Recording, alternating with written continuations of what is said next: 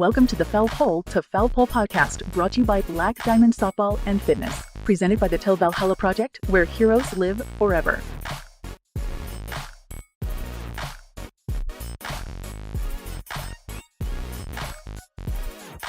All right, let's get this one going today. My guest is none other than accomplished author, mental toughness coach, great all-around person, Miss Valerie Austin. Valerie, thank you again for joining me. It's an honor to sit down and talk with you again.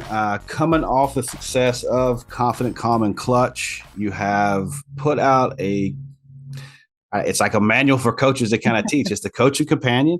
Yeah. So can you kind of take me through sort of the feedback that you've gotten from the book, Confident, Calm, and Clutch, and let me know what led you into writing the Coaching Companion? Yeah. So thankfully the first book is doing well.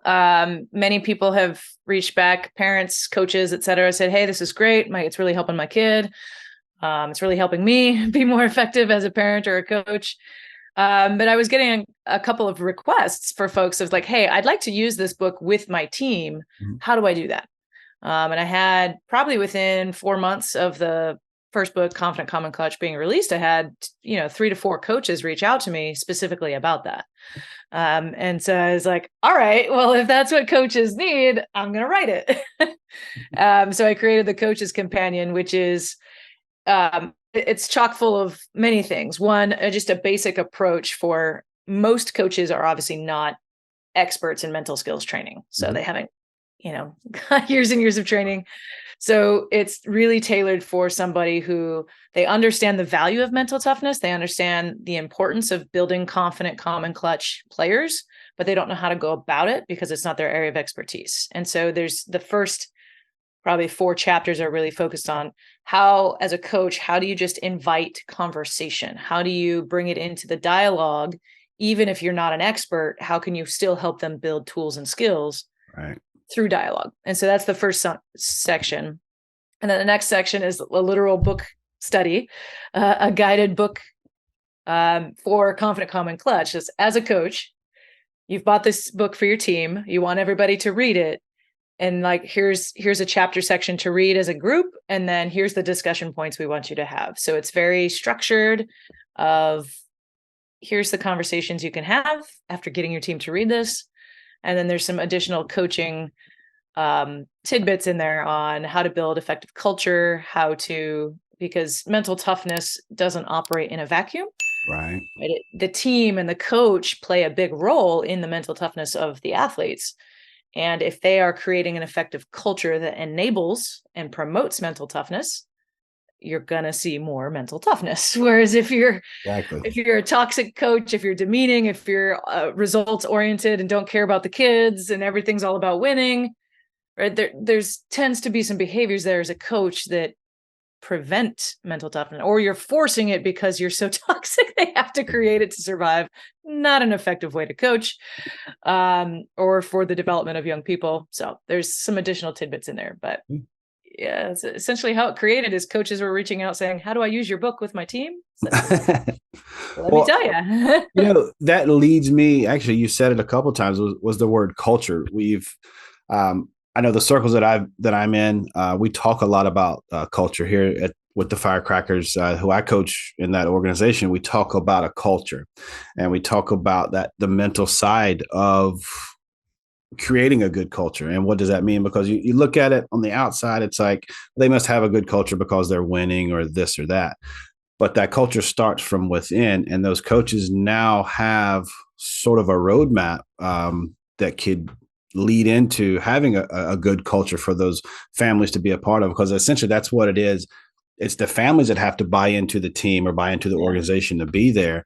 And you can't be an outlier and have some toxic culture in a group or an organization that's known for having a good culture. Yeah. I mean, you might be able to survive a season that way, but it's not sustained growth, and your kids and families aren't going to stay in your organization if they had a miserable time. It's like, why would I stay here? This was not a pleasant experience. I can go give my money to somebody else, right, and have a better experience. So yeah, culture matters. And yes, winning helps culture, but it tends to start. You're not going to win without a healthy culture. long term. You might be able to get away with a season, but it's not going to sustain over time, because people don't want to be around it. If a coach is, serious about wanting to help young athletes and teach young athletes, what's the first thing you say to them as far as trying to get to a communication level where you can actually communicate with that young athlete? I mean, I'm talking 10, 12, 13, 14 years old, someone that's young, so we can at least break down some of those barriers. Yeah, I would say the first thing starts with, believe it or not, ask questions, right? Asking them, what do you want out of your sport experience? Like, why did you come to this team? What did you, why are you playing the sport? What's important to you about this? Because depending on what level people are coaching at. Now, as an organization like Firecrackers, it's travel ball. So those kids are generally speaking wanting to pursue, something beyond. Typically, they're trying to pursue scholarships, that type of thing, but they're motivated to get better and improve and be there to win. Right. But maybe at rec levels or high school levels and different, orientations, it's really getting the athletes, what are they wanting out of this experience? Is it just to be here with their friends and have some fun away from school? Is it they love the sport? They're not particularly motivated by winning. They just want to play. And if, as a coach, you can understand their motivations, then you can better align your coaching to match what they actually want and need. Now, of course, there's a developmental thing that if you're working with really young kids, they don't know what they want. Right. Mostly under 12, the research says they just want to have a good time. They want to have some fun. Once you start hitting that 12 years and higher, they start to reorient towards different goals and having different needs and things like that. So, if you're coaching 12 and under 10s, 9s, 8s, whatever and you're not focused on having at least some fun every practice, you can't treat them like adults that are there to get better, like every moment of every day. They're developmentally not orientated to that. Right. That makes a lot of sense. I work with a lot of different girls in different age groups and skill levels. And, for the first couple of times, you have to sit back and just read them. You got to figure out what's the best way to communicate with them. And with coaches, we try to teach confidence. And I don't know if you can teach confidence. I think you can teach some tools that can help with confidence. But what's your opinion on trying to give that kid some confidence and where we can sort of lead them to where they can pull their own confidence? Yeah. So the research is pretty interesting because there's sources that people base their confidence on. And as a coach, if you can understand what those sources are, you could help develop them. So the first one is personal experience, like having done the thing before. And really, as a coach, that's what you're trying to develop at practice, right? You're developing their skill set, you're developing their competence, you're putting them in game-like situations so that when they get in a real game, oh, this is like that time in practice. Okay, I can trust in my skill set because I was able to be successful, or I failed a bunch of times, but now I know what to do more effectively. So that personal experience, prior experience, is one of the largest sources that develop confidence. And so as a coach, thinking about that is you can't expect an athlete to be confident in something they've never done. And so thinking about how you structure your practices, how can I get them as many experiences of game-like context, and developmentally appropriate? Exactly. What are the games, what's actually required of them at a game level at that age? But so prior experience is the big one. The next one is vicarious experience. So seeing somebody else do it. So just because somebody has not had an individual experience doing it, if they can watch videos of somebody do it, YouTube videos, drills, if they can watch a teammate be successful doing a thing, often that helps them build confidence because it's like, oh, well, if Susie just did that, then I can do that. And so, and you'll see that for a lot of times when you're running new drills. There's some kids that are inherently just have a little bit more confidence. They're like, yeah, I'll try it. I'll be the first one to do it. But then you've got those kids who are like, nah, I'm going to need to watch somebody do this. Exactly. I'm not going to be the first person. I mean, that's okay. There's nothing wrong with that. But so that vicarious experience, helping them learn from each other. So even if an individual athlete, I know this happens, kiddos Maybe they normally play a certain position, but maybe there's been an injury, or there's traffic and this kid hasn't shown up yet, and hey, I need you to go play this position. I've never played there before. It's like, it's okay. Do you remember watching so and so at practice? Right? You can exactly. So it's not a perfect source, but it is really helpful, especially for the types of contexts where you can't necessarily recreate everything that's going to happen in a game at practice. You can do your best, but the fourth source is physical state. So understanding that your physicality and your physical state plays a role in your confidence. So if you wake up and you're feeling great, your body's feeling good, you're feeling and you're able to control your fight or flight response, your nerves, that instills confidence because you're like, okay, I'm in control of things. Right. But sometimes our physical state isn't great. Maybe you've got a rolled ankle, or you're sore from a tough workout, or you just didn't get any sleep the night before because you're in a hotel, a weird hotel in a new city when you're out at some travel tournament. Happens. And you got no sleep, and they're like, you wake up and you're like, well, I'm not 100%. So it's understanding how you train them and teach them to think about that. It's okay. Get 100% of what you have today. If you've only got 80% capacity, maximize that 80%. And teaching them not only how to interpret their physical state, but also to manage their physical state from a nerves perspective. So teaching, some breathing techniques and things like that. Because if they feel like they can control their body, they feel more in control, which leads to confidence. Yep. And the final one, which is really important for coaches as well, is this idea of persuasion. So some of it's internal. So as an athlete, what is their self-talk? Right? What is the dialogue in their head? Are they saying things like, I can, I got this? Or are they saying, I can't do this? I don't. What's the talk in their head is going to dictate confidence, right? So if you can remind them to have effective thinking. Right. But persuasion also can come from external sources. So coach, parents, like you telling them, you got this. I saw you do this at practice. I did it. You can do this, right? Go do it. Take a deep breath. Go, insert whatever action they're getting ready to go pitch the pitch, go hit the hit. Right. But so if you can think about those four sources as a coach, the personal experience, vicarious experience, physical state, and persuasion, the way you talk to your kids, that gives you avenues to basically help them build their bank of evidence that says, I have reasons to be confident. And if I've got enough of that, I can, okay, yeah, I can be confident because I've got all this evidence and data that tells me I'm good to go. Yeah. And I'm glad you broke it down like that into the four different ways where confidence can kind of come from, because it's like learning, whether you're a visual learner or you're a learner by doing, there's different ways that you can go about it. And as coaches, we kind of got to have a way, especially with a team, to be able to pivot and go to this next player and go, okay, well, she gets it from this way, or her confidence comes from this way. And I always talk about preparation with that. So we try to get for me personally, I try to get the girls to go back to, you've put the work in. Let's rely on that. I know it's a big moment, it's a big game, it's a big situation, but you've been doing the preparation right here. Yeah. So just kind of trust that.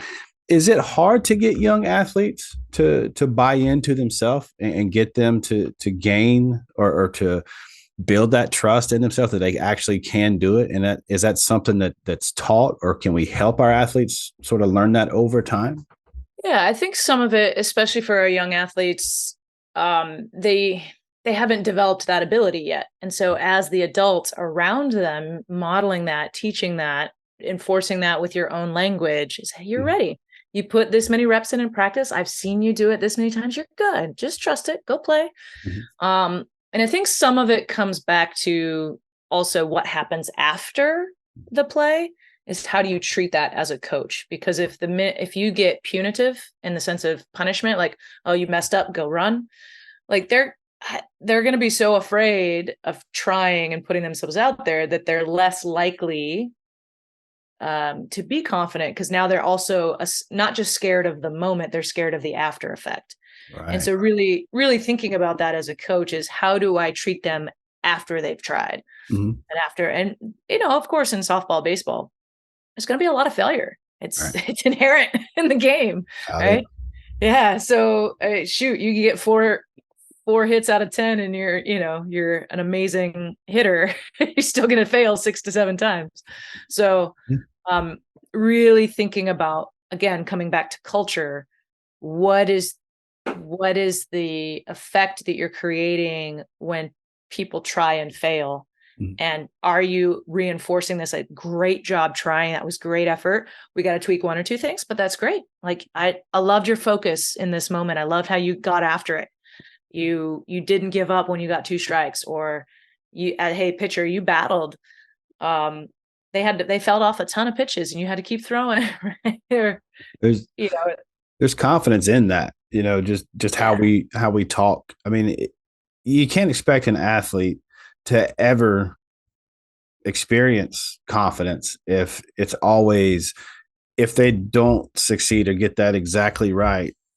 There's something punitive that goes with it. I mean, you got to get a kid to first buy into, they trust you as a coach. They have to trust you on some level. They have to trust you, and then they start breaking down those walls and those fences just a little bit, and then they can start to build that confidence. But you can't expect a player just to come in and do that job, and then when they don't, you beat them up about it, and that's just going to kill them over time. Yeah. And it's really thinking about that. There's no reason to beat anybody up. I mean, there's natural consequences to the failure moment, right? They didn't get the hit, therefore they lost the game. The run didn't score, whatever. Right? I promise you, those natural consequences are enough. Right? They don't. Nobody likes losing, right? Or enjoys that experience of feeling disappointed or sad or frustrated because they didn't meet the moment. Like, trust me, there's enough natural consequences existing within the game. Yeah. You don't necessarily have to create more. Now, there's a difference between consequences. Let's say they engaged in some behavior. Let's say they got to the dugout and they slammed their helmet and they screamed at somebody. Like, okay, that's a different animal because that's a behavior unrelated to the game. You, as a coach, you can say, no. Like, hey, not acceptable behavior. Go run a lap, right? That's different because it wasn't a performance moment, right? Exactly. So thinking about that as a coach, like, what are the performance moments that there's no reason to be punitive in any kind of game practice scenario, in the sense that they are trying something and not being successful. That there's no reason to add to that. Now, if there's ineffective behaviors, they're being rude to teammates, they're sniping at umpires, they're being disrespectful to you as a coach. Like, okay, those are different types of behaviors that might require a little bit of punitive, like, go run, go lunges to the wall, go, like, whatever. Exactly. And I think at the younger ages, you see more of that performance based, punishment. If you let this ball between your legs again, you're running a lap. Well, it's not like the kid wants the ball to go between their legs. So now you've put them even on a bigger spotlight. You put them on a bigger stage. And that's one thing I was going to ask you is, these athletes, they are in the circle pitching or they're up to bat, and you got the crowd telling them what to do. You've got coaches that are coaching them, telling them what to do. You got parents that are telling them what to do. Those kids are battling through that. And there's a lot of stage fright that goes in. I mean, they could be professional athletes and there's still some stage fright. So, I mean, they got to pull it from somewhere, shake the nerves off and have some confidence in that at bat. Can you talk a little bit about all those emotions that are going through those athletes when it's, they're up on stage and the defense is staring at them, the opposing team's dugout is staring at them, they're in there, and can you talk a little bit about that, and so we as coaches can kind of give them a little bit to kind of block all that out and, hey, go do your job? Yeah. I think there's kind of 2 approaches to this. One is, again, if they've never experienced that until they get into a game, it's going to be much harder to manage. So thinking about, at some point in your practices, recreating that environment as much as you can to give them reps at doing it in a safe place at practice where there's no real game at stake. That prior experience confidence that Yeah. And so they need to have practiced pressure situations at practice. And you can do that a lot of different ways, whether you create games, scrimmaging at practice, but like upping the stakes, like there's always runners on. It's practice. You can put runners wherever you want them. You can look at, right. It's always runners on second and third with a 2-2 count, right? Or whatever, or 1-1 count. I don't know, whatever you want to do. And then maybe piping in some music or loud noises, or, everyone's got speakers this day and age, get some crowd noise. If you want the parents to help, you have to make sure you're giving them left and right limits, making sure that stay within certain bounds. But parents, here's what we'd like you to do. Chatter, right? Just talk, act like you're at a game. And I want them to, as the parents, if they're already sitting there at practice, maybe give them something to do. Yeah. So there's opportunities there. The more you can recreate that game pressure at practice and give them experience handling it and dealing with it. And then processing it afterwards at the practice is like, okay, what worked? What didn't? Where did you notice your thoughts were going? What kind of stuff was going on in your body? Okay, well, here's a tool, right? You can borrow, the Get Curious drill, or you can borrow a breathing drill from the book, right? Say, okay, let's practice this. And now let's go out. We're going to do it again. All right, let's try it, see how it goes. So you can, the good thing about practice is you can start and stop as much and as often as you want. And so doing it at practice is very helpful. And then at a game now, as a coach, when all that's going on, is assuming you've done that, you just remind them of, hey, remember, we did this at practice 2 weeks ago or last week or whatever. Take that breath, remember what worked for you. So just reorienting them to things that they've done that worked for them. But also just reminding them of like, hey, right here, right now, the only thing I want you to focus on is, it's a pitcher. Put the ball in the glove, right? Hit your spot. That's nothing else matters. So sometimes you do have to help them remember what they have control over and the things that they should be focusing on, especially developmentally, depending on how old your kids are. Right. That's normal. That's your role as a coach, to reorient them to what they should be focusing on. Right. They're kids. I don't know if y'all know this, but your prefrontal cortex, your thinking brain, doesn't fully develop until about 18 to 22. And so like executive functioning, the ability to control where your thoughts go and all that, isn't fully developed in anybody in youth sport. So they might need some help in reorienting and reminding them that, hey, I can see that your thoughts are over here because it's showing up on your face. You look terrified. Take a breath. This is what I want you to focus on. Put your attention here, right? I think that's, you hit the nail on the head right there. We are putting adult expectations on 13-year-olds. Yeah. And as much as we want them to be adult-like, they're not. They're still kids. And so some of that too is, as the adults in the environment, is just remembering they're going to mess up. They're going to do stupid things. They're going to they're kids. It's okay. Give them a hug, remind them, well, that was stupid. They're like, yeah, I don't want to do it. Look, okay. But next time, grace, give them grace. They're learning, they're developing. Shoot. And then when you get in the teen years, you just throw in a whole mix of hormones that they're dealing with. Yeah. And they legitimately can't control their emotions sometimes. It's not them. Yeah. Sometimes it's a hormone. Yeah. I try to help as much as I can with these young athletes and try to let them know their value and let them know their worth and constantly, because they will beat themselves up. I'm just going to quit. I suck. I'm too bad. I don't want to play and this and that. And it's just like, it hurts you as a coach to hear that. And it's, I try to think of ways to kind of spin that, but I also don't want to beat a dead horse, because we all say the same thing. And it's like, yeah, you're good. Just keep working through it, keep pushing through it and stuff like that. As coaches, how can we get them out of that negative self-talk and get them into that self-value promotion, if you will? Yeah, there's one that's very hard to do. So please understand that that's a process. It doesn't change overnight, because they didn't start thinking that way overnight, right? That they've built that pattern. So it's not going to change overnight. But the more you can just reinforce, again, the evidence. A lot of, especially kids, I mean, this is part of like behavioral health type stuff, but Yeah. if you start to build patterns of thinking about interpreting the world in a certain way that is ineffective. So for instance, it's all my fault. I lost the game for us. Yeah. So you were out there the whole time all by yourself? There weren't 8 other players out there with you? Right? Right. Like, no, you didn't lose this game. Now, were you pivotal in a moment where it affected the game? Of course. But there were 7 other innings. There were 5 other, I don't know, however long you played the game, Yeah. right?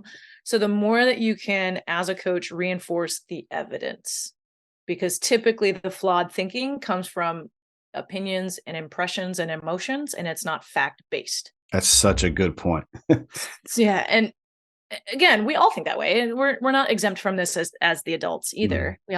We do this too. We make opinions based on how I'm feeling versus what's real and what's true. And so an athlete who's coming to you, like, I'm worthless, I'm never going to be a good teammate. You're like, okay, well, 3 times this weekend already, you've been pivotal in us winning a game, and here's how. Yeah. You stole that base. You got to this, where you did this thing.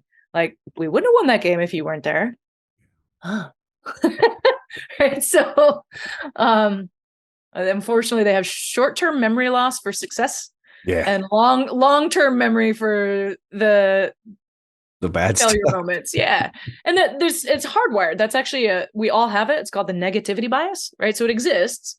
And so as a coach, as much as you can counteract that negativity bias by forcing the memories of the good, right? Hey, remember last week when you did this? Remember 2 days ago when you did this? Remember,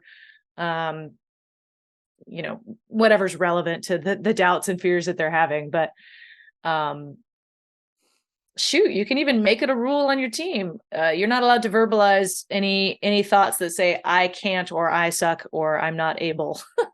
It's not allowed on our team. If you do say it, you have to add the word yet at the end. I can't do this yet. All right, well, let's fix it. How do we get there? Because, I mean, unfortunately, it's a pattern like anything else. It's a habit like anything else. Thinking becomes a habit. And if you can break the habit soon, early, quickly, to teach them how to think more effectively about their experiences, about their successes, their failures, hopefully we're building effective habits so that when they get to, 18 to 22 and they're in college, they've got that, okay, this is temporary. Yeah, I failed. I messed up, but I'll get back on the horse. It's only one moment in time. It's not me as a person. I'm not a failure. I had a failure moment. All right. Right. Yeah. I took a lot out of Confident, Calm, and Clutch, and I haven't gotten a chance to get the Coach's Companion yet. I'm looking forward to it. There's so many different ways to look at trying to help kids and trying to help build confidence and help them in those clutch moments.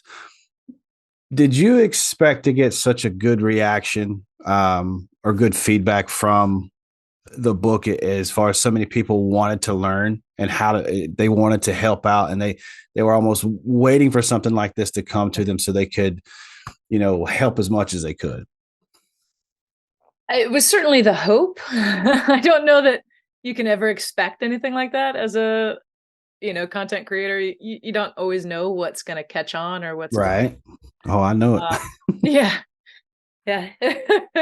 So I can't say I expected it. Did I hope for? Yes. Right. And so I think what's been really rewarding is, I started by trying to coach and work with individual athletes. And it's rewarding. I still do that, but it's tough to reach the amount of people that I'm passionate about reaching. And so the book was a good way to do that. So hopefully, if you liked what you heard in the book, there's more, right? That's kind of the intro level of tools and skills that people need to be successful and build that mental toughness, but there's more. And so, reach back to me, reach out is like, hey, this was great, but I need another thing. Like, great. Let me know what that is so I can generate the content that you all need and are looking for. I'm not a kid playing anymore. I have my experiences from playing, but shoot, I'm or 40 years old in a month. Like, I don't understand what it's like to be a kid anymore. Yeah. Like, and it's a whole unique environment that I didn't have social media and cell phones and any of that stuff to deal with. That's a whole new Yeah. challenge, right? And it's part of the reality. So we got to help kids deal with it. But What yeah. What do you expect if you were to grab the coach's companion? What would you go into looking for? If you know, knowing you have this book out there, Confident, Calm, and Clutch, and then there's a coach's companion that's coming with it. Mm-hmm. What are you looking for? If you're not the author, but you are a reader. I think practical strategies on how to utilize the tools from the book with my team. Right. Okay. And I believe that I provided that. So each of the individual drills that are in Confident, Calm, and Clutch, there's a whole section in the book where here's the drill, right? So it's a refresher of, remember, here's this drill. Mm-hmm. And then as a coach, here's a way to embed it into practice. Here's a couple ideas. And by no means is it exhaustive, right? It's not, I didn't give you 10 choices because one, that's overwhelming. That's too many. There's like 1 to 2 ideas for each individual drill of here's how to embed this into practice. Right. And I think that is what I would want to know as a novice coach, or just not necessarily a novice coach, but somebody who doesn't necessarily have expertise in mental toughness. Right. Maybe you've been coaching the sport for many years, but the mental side is not something that you're as familiar with. So, yeah. Yeah. You know, from the first time we had talked, we talked a little bit about like that mental toughness. Like it can come and go depending on the scenario. I mean, you know, different things happen, and so they have to evolve and they have to grow with it. It's like a muscle, or it's like a craft, and it's the same thing with coaching, because, like you said, there's social media now. There's a lot of different other things that go with it. So we have to continue to evolve as coaches. And, you know, the previous book, it kind of led us into, like, it's not an exact science. There's not like a roadmap. Yeah. There's not like, you know, these points. Well, okay, now you've hit this, you're good now. Now you've hit this, now you're good. Talk about that just a little bit more. About, like, you have to continue to evolve with it because the world changes. Yeah. And I think an understanding too that developmentally your kids adapt and overcome and have new challenges as well. So the basics are always the same. They need to control the dialogue in their head. They need to make sure they have the ability to control their body. They need to, you know, be able to focus on the right things at the right time. Right? That's never going to change. But the challenges around them are going to differ and change as they get older, as their body changes, as their skill set changes, as the competitive level changes. So really being able to, as a coach, help them discover and figure out, okay, this used to work for me from like 12 to 14, but now I'm finding it's not working anymore.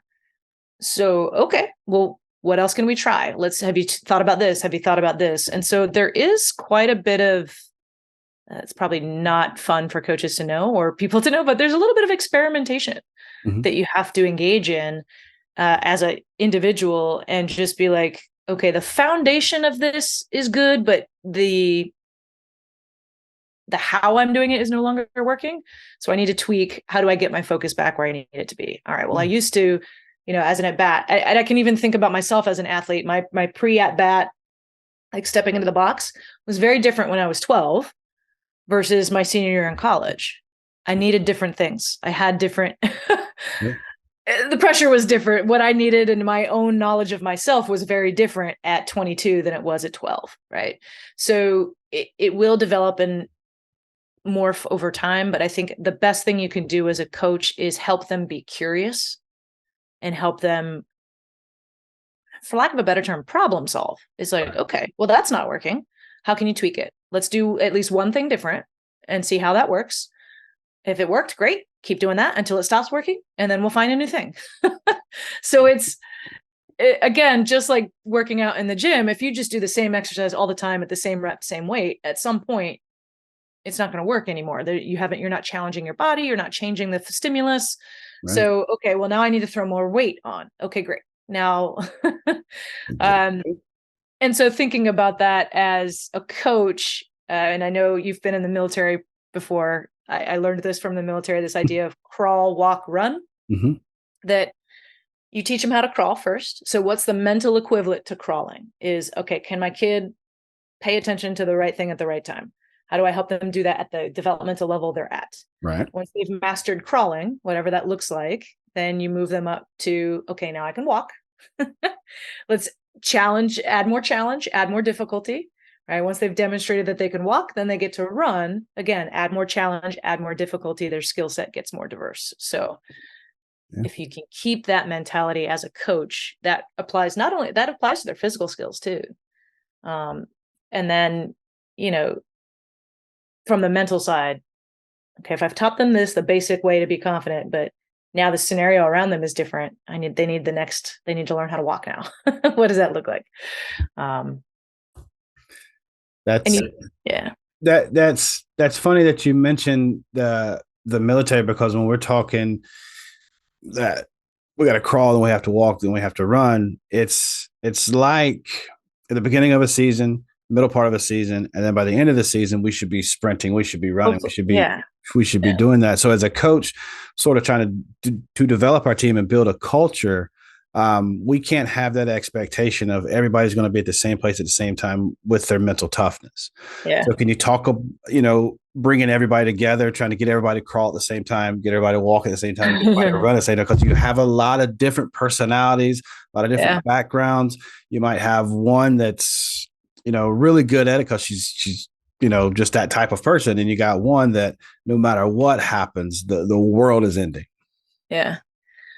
Ooh, that's a tough one. I don't know that you'd be able to ever get a full team of people at the same stage with their mental toughness, because of such unique individual differences and different starting points, et cetera.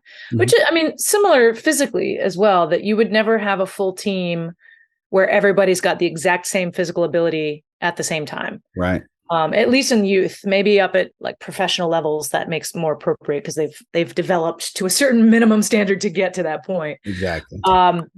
But I don't know that that's actually possible. But what I do think you can do is remind yourself that whatever drill, whatever practice scenario that you're doing is, having honest and open conversation with the team. Like, all right, some of you, this is going to be very, very difficult, and that's okay.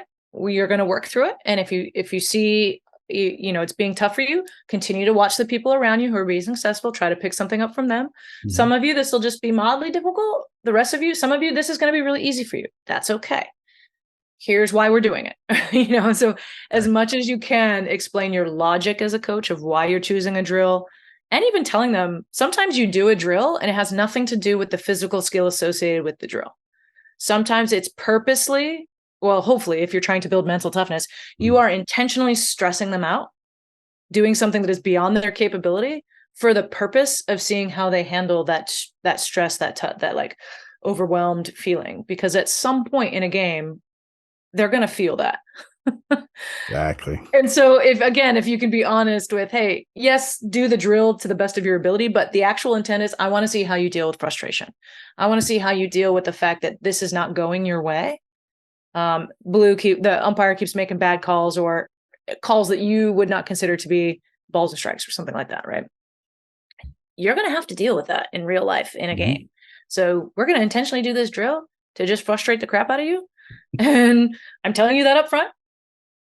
I want to see how you guys, and again, you can create a dialogue. How might you manage that, right? When you get frustrated, okay, take a strategy that you heard, try it, let's go. Mm-hmm. And then you come back after they've done the drill and been frustrated for a bit, like, okay, what'd you do? What worked? What didn't? Okay, let's pull from things that worked. Everybody try a thing. We're going to do it again. So I think if the dialogue you create, instead of being prescriptive, like this is the right answer to manage this situation. There's very rare cases where that is always true for a group of people, especially from the mental side. Like what helps me focus might not be the same thing that helps you focus, but we all need something to help us focus.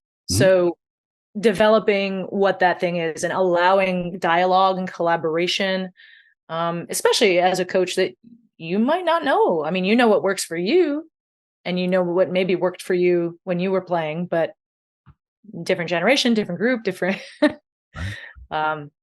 So I think the more you can just invite curiosity and collaborating and letting them learn from each other is invaluable. Yeah. Using those players as examples for the other players, because you'll have some that are really good and then some that are not really great. And it's the same thing with mental toughness. It could be confidence, it could be with speed, it could be with power, it could be with anything.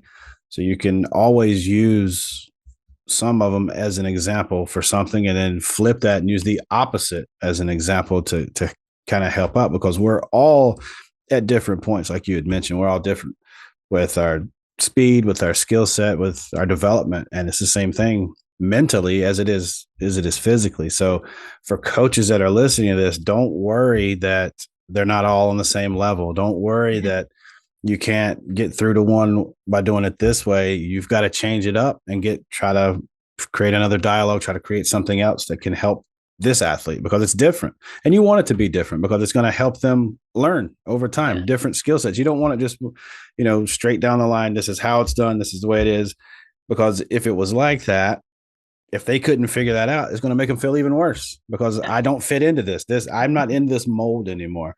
Can you talk a little bit about the society is trying to make people fit into a certain mold and how that's negatively affecting all of our youth, not just athletes, but students, but just anybody, how it's okay to not be in a mold?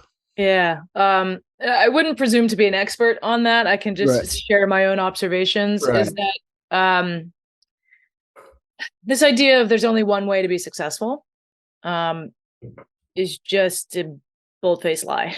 It's not anywhere. I mean, if you even look at, we'll say like the top 5, like richest people in the world, the Bill Gateses, the like Warren Buffett's, the Oprah's, it's, if you look at each one of their journeys, not a single one of them got to success the same way.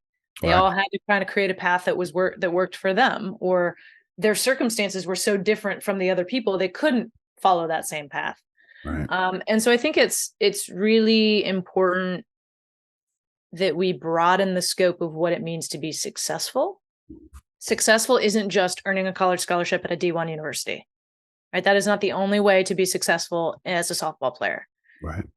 That's a very limited scope if that's your only way of determining success. Not too many successful softball players in this world, is there? Yeah, statistically, there's only, I think I forget that there's a chart out there somewhere. Roughly only 7% of high school softball players get to play at any collegiate level. So NC2A, Division 1, 2, 3, and NAIA. And then of those 7%, I don't know what the percentage is, but something like only, I think it's close to 1 or 2 softball team. Yeah. So on a softball team, I know this for a fact, there's only 12 scholarships, right? And if there's 22 people on that team, that's only what, I don't know, math bad, 55%. Yeah, I don't know the math of those athletes who are getting paid to be there. Right. So it's that we shouldn't determine success based on external factors. Yeah. There's the external factor can be a marker of like, yeah, that's a great way to show me that I've been successful. But if you can help every individual kid define success in a way that is relevant to them. Yeah. So you've got a kid on your team that maybe you've got a stud that's just athletically very, very gifted. Well, okay, for success for you, sure, we've got some athletic type, certain batting averages or certain like whatever that you're trying to hit. Great. But I also need to develop you as a teammate. So your goal this year is to be the best teammate you can be. And here's how we're going to define that. You pick up your other teammates when they've messed up. You help coach and mentor. You have a good attitude at all, whatever. You define it in a way that matters. So that's your goal. So they can be successful in different ways. So making sure that there's multiple measures of success. And it should be full scope. It shouldn't always focus on performance. Yeah. It should focus on character elements. How are they doing well in school? Because even if playing in college is your ultimate goal, I guarantee you, if you can't hack it in this classroom, there's no way you're not getting on a team. Yep. I don't care how athletically gifted you are. Coach, you're a liability to a coach if you're never going to be eligible because your academics are so bad. So they can't ever put you on the field. So what's the point of allowing you on the team? Yep. So, or if you're just an awful teammate and nobody wants to be around you and all your teammates hate you, again, not getting recruited because they don't want you on your team. No. Oh, why would I want that on my team for 4 years or however, right? So, broadening the scope of what it means to be successful and defining it in a way that's relevant for that kid. Yeah. If there's physical skills they need to work on, great. Make those. If there's mental and emotional talents and skills that they need to develop, great. Have a marker there. Teamwork, right? Have some sort of definition there. But yeah, it's there's no single pathway to success. I think the same measure of success for everybody. Those are my two favorite words, success and failure, because there's so many definitions to both. Yeah. I love the word failure probably more than I like the word success, just because failure is such a great teaching word. I mean, because you fail your way to success, and you talked about the monetary level of success and as defined by society, and then you have success to this personal level of success, like, hey, I accomplished this, or I'm content. Content is success to me. So there's just so much, and for coaches to hear someone like you speak on this, teaching our athletes being confident, helping them stay calm, and in those clutch moments being able to perform is what we as coaches want to do. So how can we find the book? Where is it at? Where can we? So it's on Amazon. With you? Woo! So that's my screen. This is so not working. There we go. There it is. So How to Teach Mental Skills to Athletes. It is on Amazon. You can get a Kindle version. You can get a hard copy. The paperback. I haven't uploaded the hard copy, the actual hardcover book yet. It looks like this, but like what she's got. Yeah. There we go. There you go. There we go. I gotta just put it where my face should be, and that'll help. There you go. And then of course you all, everyone listening to this podcast will have an opportunity to download a PDF copy, and get a free access to the as well. So that'll be, I don't know where there's gonna be a link somewhere down below here, but yep, we'll have it. We'll definitely all of Valerie's links, her website, her social media, Amazon, anywhere you can get the book, anywhere you can get in touch with Valerie, we'll make sure we have it for you. And once you get it, please leave a review, give her some feedback on it. Let her know you got it. Let her know you've read it. Let her know, whatever you're doing, those reviews really help out. So it's been an honor again, having you on. I want to talk to you the next time you put a book out, and even before then, let's talk. I kind of want to do at some point. I want to do a town hall, maybe bring some coaches on somehow, some way, maybe just a Zoom meeting or something. I want to get more, because I don't have all the questions that everybody has, of course. So I want them to have an opportunity to, after they read the book, or even before they read the book, just hear it from you, because the way the book reads and how well you're able to explain things to us, it makes us almost feel like we're experts after we listen to you. So appreciate you. I really do. I appreciate you. It's nice to have you on. It's nice to have you as a friend. Yeah. Thanks for having me. Appreciate it. We'll do it again soon. Yes, absolutely.